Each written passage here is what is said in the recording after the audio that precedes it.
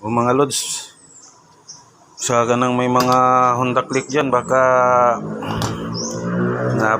isa kayo sa na problema na ayaw mag-lock yung ano ninyo, yung upuan.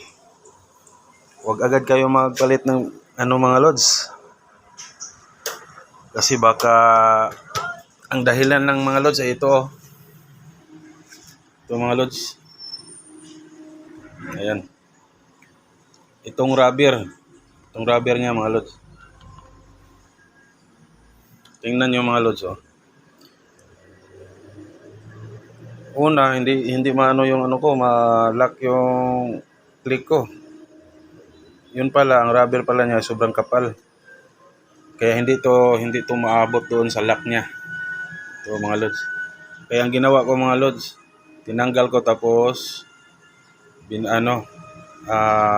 binawasan ko mga lods para umabot itong lock niya doon, ay yung ano niya sa lock niya. So yun lang mga lods, baka ito rin yung problema ng mga click nyo mga lods, kaya ayaw mag-lock. Ayun, okay na mga lods. Mayroon kasi yung iba na ayaw maglalak, bumili ka agad ng bagong lock. Yan. Ito lang muna, basic lang muna mga lodi. Madali naman tong ano mga lods, oh. Ano lang yan, yan.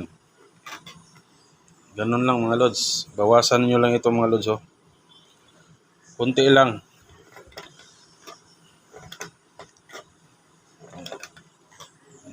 Okay. Ayan mga lods. So ngayon mga lods, kahit ano ko, maglalak yan. Yan, yun lang mga lods. Baka sana nakatulong sa inyo. Thank you. Ride safe.